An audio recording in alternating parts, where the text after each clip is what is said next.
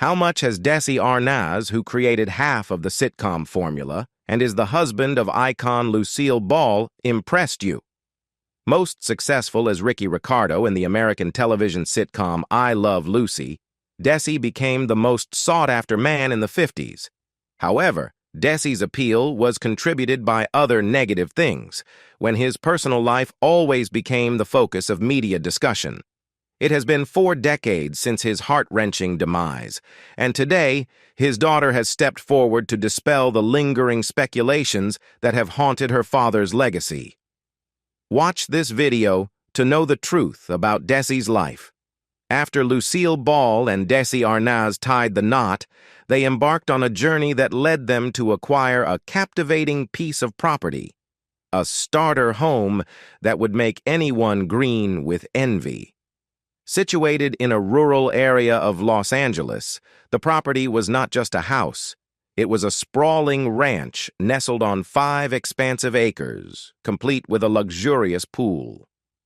Arnaz affectionately referred to this haven as a ranchito, a term that conveyed the intimacy and charm of their little slice of paradise. To understand why Arnaz, despite being in possession of a 5-acre ranch, considered it modest, one must delve into his rich background. Born Desiderio Alberto Arnaz III, de Acha on March 2, 1917, his lineage bore the weight of political and social prominence. Arnaz's father, as detailed in the New York Times obituary, served as the mayor of Santiago de Cuba for an entire decade and held the esteemed position of a congressman for Oriente province. Moreover, Arnaz hailed from a family with ties to the renowned Bacardi rum, with a maternal grandfather who served as an executive in the company. The Arnaz family's fortunes took a drastic turn in 1927 when Cuba's agricultural market, particularly in sugar, collapsed. This economic downturn triggered widespread protests against the then-President Gerardo Machado, who had supported Arnaz's father during his political service.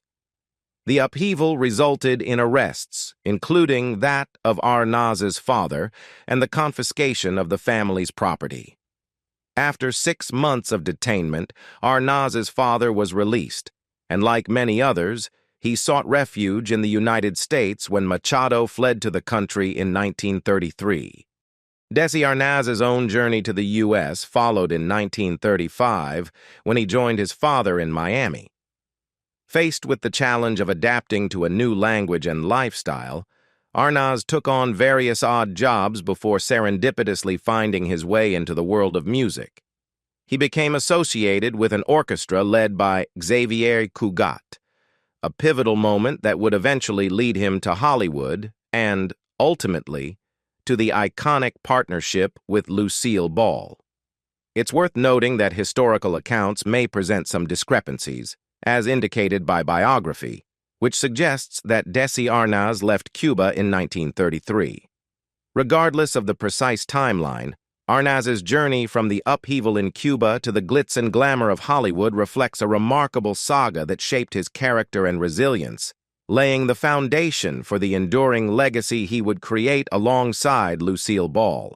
In delving into the intricacies of Lucille Ball and Desi Arnaz's dynamic, Darren Strauss uncovered a compelling narrative that sheds light on the motivations behind Ball's unwavering insistence on casting Arnaz as her on-screen husband in I Love Lucy.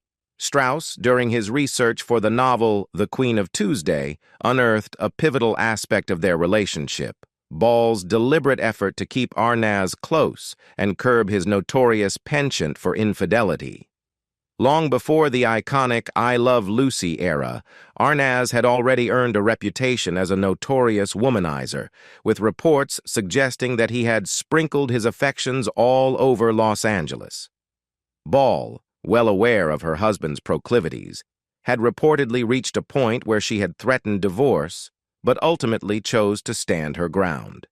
The choice to cast Arnaz as her on-screen partner was not merely a creative decision, but a strategic one aimed at keeping a watchful eye on him. A revealing observation from the tabloid Confidential provides additional context. highlighting the cultural backdrop that influenced Arnaz's attitudes toward fidelity. The publication noted, "He comes from a land, Cuba, where the men are torrid and the ladies, allegedly, are glad of it." This statement, while cringy by contemporary standards, hints at the cultural norms that shaped Arnaz's worldview. According to the Daily Telegraph, Arnaz himself had openly discussed the unique approach to fidelity within his own family. In a candid revelation, Arnaz shared that his grandfather maintained two separate houses, one for his wife and another for his mistress. Arnaz explained that his grandmother was likely aware of the arrangement, and surprisingly, the mistress was content with hiding whenever the grandmother visited. Arnaz elucidated that, for Latin men of means, having two households and two sets of children was not uncommon. The women involved understood and accepted this arrangement, as long as the man continued to love and care for each of them and their respective children equally. Desi Arnaz's early foray into the world of film included notable roles in war movies like Baton. However, his connection to the military during World War II went beyond the silver screen. According to the National WWI Museum, Arnaz's involvement in the war was not just a cinematic portrayal. He was drafted into the military in 1943, marking a pivotal point in his life. Arnaz's military service played a role in expediting his journey to U.S. citizenship. The National WWI Museum suggests that his time in the military may have contributed to the acceleration of his naturalization process. In 1943, the same year he was drafted, Arnaz officially changed his name from Desiderio to Desi, reflecting a personal evolution concurrent with significant life changes. While Arnaz underwent the process of becoming a U.S. citizen, his military records, accessible online at the National Archives, bear witness to this transformative period in his life. His records are documented under both names, encapsulating the transition from Desiderio to Desi. Despite his earnest commitment to serving his country, Arnaz was ultimately deemed physically unfit for active duty. A glance at his medical exam record offers insights into the reasons behind this decision. Military examinations during that era evaluated individuals for various health criteria, including eye, ear, and nose abnormalities, hernias, as well as potential heart or lung conditions. Arnaz's medical record cited genu valgum under musculoskeletal defects, a condition commonly known as knocked knees. This anatomical misalignment results in inward bending knees. Given his disqualification from active duty, Arnaz found himself stationed in California, where he became associated with the military's entertainment units. The specific details of his wartime activities remain somewhat elusive, with sparse information about his role during the war. However, records do mention that he held the position of entertainment director, reflecting his ability to contribute to the morale and entertainment of the troops. The conga, a lively dance that exudes energy and rhythm, found an unexpected ambassador in the form of Desi Arnaz, whose journey from Miami to New York would not only transform his life, but also introduce Americans to this vibrant Cuban tradition. According to insights shared by Arnaz's daughter Lucy, the conga's popularity in the United States can be largely attributed to her father's enthusiastic embrace of the dance. Arnaz's entry into the music industry, as recounted by Lucy, was not a career path he initially sought out. In a time of financial struggle, Arnaz and his father found themselves residing in a warehouse, seeking an avenue to escape their challenging circumstances. Music emerged as Arnaz's ticket to a different life. He ventured into the music scene, facing challenges and uncertainties along the way. Lucy recalled her father's early experiences, noting that after joining a band and later breaking away to pursue his own musical endeavors, Arnaz turned to the conga as a means of breaking into the industry. Desperation fueled his passion for the dance, and as Lucy explained, that really was his ticket. Arnaz not only played the conga drum but also gained fame for his spirited conga dance, often leading lively conga lines. The turning point came when Arnaz decided to take his talents to New York. The conga dance, now synonymous with his name, became a sensation, drawing attention and admiration. Arnaz's association with the dance became so significant that he found himself working at a club aptly named La Conga. It was during his time at this vibrant establishment that Arnaz's talent caught the eye of the renowned Broadway songwriting duo Rodgers and Hart. His encounter with Rodgers and Hart marked a pivotal moment in Arnaz's career. Recognizing his charisma and musical prowess, they cast him in the Broadway production Too Many Girls. This opportunity not only showcased Arnaz's talents on a larger stage, but also propelled him further into the limelight. The legendary love story of Lucille Ball and Desi Arnaz, one of the most iconic couples in the entertainment industry, began with an unexpected twist, far from the romantic narrative one might expect. As recounted by biographer Warren G. Harris in Lucy and Desi, the legendary love story of television's most famous couple, via Vanity Fair, their initial encounter was anything but love at first sight. The first time Arnaz laid eyes on Ball, he was reportedly repulsed by her appearance. This moment unfolded during a lunch meeting with the head of RKO Studios. Ball, just off the set of Dance Girl Dance, approached them, still adorned in a torn dress and full makeup from a recent fight scene she had filmed with Maureen O'Hara. This unconventional introduction did little to impress Arnaz initially. However, fate took a turn when they crossed paths again, and Ball had shed the remnants of her on-screen appearance. It was during this second meeting that Arnaz recognized her potential and saw her as the perfect choice for the role of his love interest in Too Many Girls. According to Harris's account, Arnaz, attempting to break the ice, inquired if Ball knew how to dance the rumba. After demonstrating the dance twice, he proposed a deal. "You're going to have to rumba in this picture. I can teach you quickly, but only on the condition that you go out with me tonight." Their connection deepened rapidly, and the sparks between them led to a swift elopement. Ball later reflected on the whirlwind romance, stating, "I never fell in love with anyone quite so fast. I knew I shouldn't have married him, but that was one of the biggest attractions." The unconventional and unexpected beginning of their relationship set the stage for a love story that would endure through the highs and lows of their personal and professional lives, eventually becoming a legendary tale in Hollywood history. In an eerie parallel to the tragic events of The Day the Music Died in 1959, Desi Arnaz faced a chilling twist of fate in July 1947 during a national tour with his orchestra. While the details differ, the essence of the story echoes the unpredictability and fragility of life. Arnaz, renowned for his musical talents and performances, was in the midst of a nationwide tour in 1947. Lucille Ball, his wife and a devoted supporter, often attended his shows, but conflicting schedules had prevented her from joining him on this particular occasion. Following a performance in Madison, Wisconsin on July 7th, Arnaz and his brother-in-law, who also served as his manager, made a spur-of-the-moment decision. They opted to send the rest of the band ahead to their next destination in Akron, Ohio, on a charter bus, while they embarked on a detour to Detroit to catch Ball in a touring play. Tragically, the unforeseen events that unfolded on this journey would forever connect Arnaz to a harrowing incident. The orchestra's bus driver succumbed to fatigue, and as the vehicle traveled, it collided with a truck. The impact caused the bus to come to a halt and catch fire, trapping several band members inside.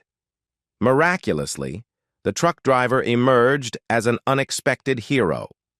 Armed with an axe, he bravely rescued many of the trapped musicians from the blazing wreckage. The aftermath, however, revealed the severity of the injuries sustained by the occupants. One band member suffered catastrophic injuries, losing an eye and experiencing partial paralysis. The most chilling aspect of this incident was the realization that the men who had moved into the seats, vacated by Arnaz and his brother-in-law, bore the brunt of the injuries. The seemingly arbitrary decision to change seating arrangements placed these individuals in harm's way, emphasizing the capricious nature of fate. The exploration of I Love Lucy through the lens of faith by the Jewish Museum of Maryland unveils surprising layers in the context of Lucille Ball and Desi Arnaz's personal lives and religious backgrounds. The revelation that Lucy's maiden name was almost Teitelbaum adds a curious twist to the narrative. In real life, Lucille Ball was a Protestant, while Desi Arnaz's family adhered to devout Catholicism. The intersection of their faiths became apparent during the early years of their marriage, when they faced challenges conceiving a child. Arnaz's deeply religious mother insisted on a Catholic remarriage ceremony to ensure the completeness of their union before God. This gesture reflects the significance placed on religious rites within Arnaz's family and underscores the lengths they were willing to go to uphold their faith. The complexity of Arnaz's religious heritage extends beyond Catholicism. According to the Jewish Museum of Maryland, there were indications of some connection between the Arnaz family and the Afro-Caribbean religion Osha, also known as Santeria. The mention of Santeria adds an intriguing layer to Arnaz's cultural background, considering its historical oppression in Cuba. The resurgence of Santeria, as noted by the BBC, speaks to the enduring and resilient nature of this syncretic religion, which blends elements of African and Catholic traditions. The connection between Desi Arnaz and Santeria finds a notable musical expression in the catchy tune Babalu, which became Arnaz's signature song. According to Smithsonian Magazine, the song's subject, Babalu Aye, is a Santeria deity with ties to the Catholic Saint Lazarus. In Cuban culture, Saint Lazarus is revered as the patron saint of the sick and is believed to possess the ability to perform miracles. Babalu Aye, on the other hand, is a complex figure associated with both causing and curing illness. In the cultural context, he has been blamed for the spread of epidemics like smallpox and AIDS, as well as credited with healing those afflicted by such diseases. Desi Arnaz played a pivotal role in revolutionizing the television industry, leaving an indelible mark on the way sitcoms were produced and distributed.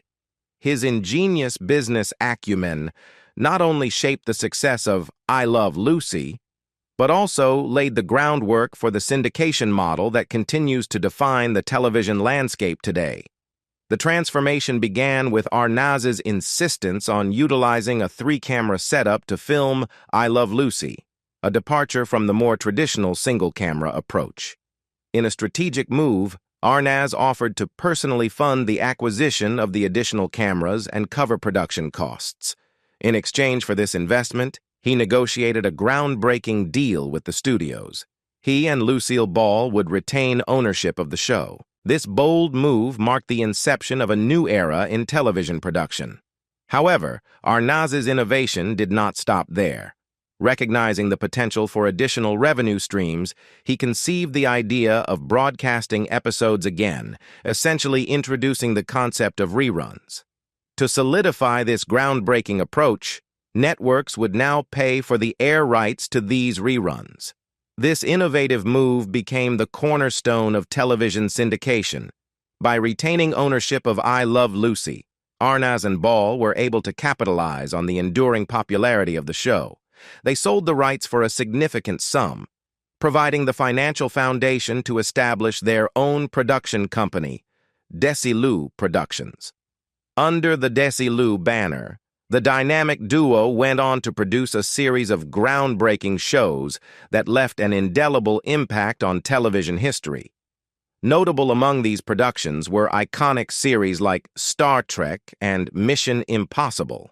The real-life marriage of Lucille Ball and Desi Arnaz, despite the on-screen portrayal of a picture-perfect couple in I Love Lucy, was characterized by profound challenges and turbulence.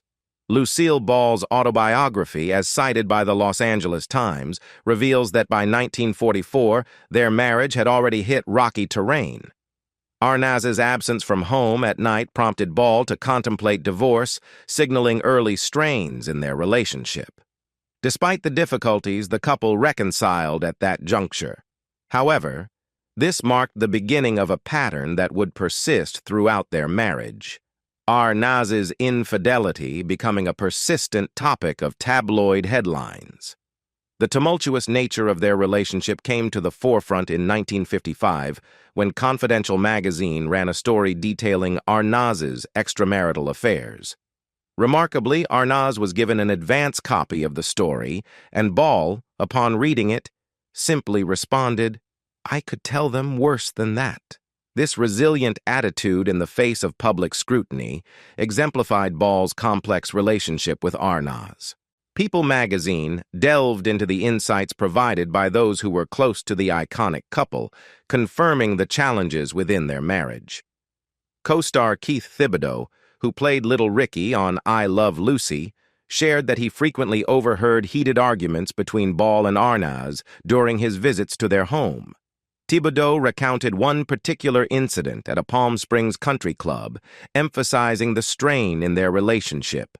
In this poignant moment, Arnaz walked into the club with a girl on each arm, only to promptly leave upon seeing Lucille Ball with her father. The incident highlighted the public scrutiny their relationship endured and showcased the palpable tension between them. The tumultuous aspects of Desi Arnaz's personal life, particularly his struggles with alcohol, cast a shadow over the charismatic and vivacious public persona he presented in I Love Lucy. Bob Weisskopf, a writer for the iconic show, disclosed to People that although Arnaz refrained from drinking while on set, alcohol played a significant role in many aspects of his life beyond the studio. Jim Bacon, a reporter for the Associated Press, recounted numerous occasions where Arnaz's drinking habits escalated to the point of hiring sex workers. These incidents painted a stark contrast to the charming and composed Ricky Ricardo that audiences saw on television. The dark undercurrent of Arnaz's reliance on alcohol became a major point of contention when Lucille Ball filed for divorce. Arnaz's struggles with alcohol went beyond personal issues to professional blunders. During the planning of his old friend Jimmy Durante's funeral, Arnaz's inebriation was so pronounced that he ended up inviting people who had long since passed away. This incident highlighted the extent of his dependence on alcohol and its impact on his ability to function in various aspects of his life. Lucy Arnaz, Desi Arnaz, and Lucille Ball's daughter provided insights into her father's battle with alcoholism. According to her, Arnaz resisted seeking help for his heavy alcohol use for a prolonged period. The reluctance to address his issues was rooted in a distaste for airing personal struggles in public. It wasn't until after the death of his second wife, Edie, that Arnaz finally decided to confront his demons. Lucy revealed that Desi Arnaz Jr., his son, played a pivotal role in convincing him to seek sobriety. In a poignant moment, Desi Arnaz Jr. convinced his father to attend Alcoholics Anonymous, AA meetings, and take the important step of acknowledging his struggle with alcohol. Lucy Arnaz reflected on this moment, expressing pride in witnessing her father stand up and declare, "My name is Daisy, and I'm an alcoholic." This marked a significant turning point in Arnaz's life, symbolizing not only his acknowledgement of the issue, but also his commitment to overcoming it. Desi Arnaz and Lucille Ball's marriage, once characterized by the infectious on-screen chemistry of I Love Lucy, ultimately faced its share of challenges, leading to their divorce in 1960. After the dissolution of their marriage, Arnaz sold his share of their production company, Desi, marking the end of an era in their professional partnership. As life moved forward, both Arnaz and Ball remarried. However, the poignant moments of their personal lives, especially the last days of Desi Arnaz, were marked by the enduring connection between the iconic couple. Lucy Arnaz, their daughter, provided intimate details of her father's final moments in the documentary Lucy and Desi, working alongside Amy Poehler. Lucy recounted the heartbreaking narrative of her father's battle with lung cancer. She shared a touching episode when, not long after Desi Arnaz's diagnosis, she facilitated a conversation between her parents. Lucy held the phone for her father, and in those precious moments, Lucille Ball conveyed her love with repeated affirmations. I love you, I love you, I love you, I love you, I love you. In response, Arnaz tenderly replied, I love you too, honey. This poignant exchange occurred on November 30th, 1986, their wedding anniversary, just a few days before Arnaz's passing on December 2nd. During this period, Lucy recalled a visit from Lucille Ball around the time when Desi Arnaz had chosen not to undergo further cancer treatments. Lucy remembered seeing her parents sitting together, watching episodes of I Love Lucy that she had put on for them. The sound of their laughter filled the room, creating a bittersweet tableau of shared memories. Lucy, witnessing the emotional gravity of the moment, revealed that her mother was left in tears after the visit, expressing the profound impact of the impending loss. What do you think about Desi Arnaz's life? Leave us your comments in the section below. We hope you have found this helpful video. Don't forget to leave a like, share, and subscribe to the channel if you like it. Thank you for watching this and see you in the next videos. Goodbye.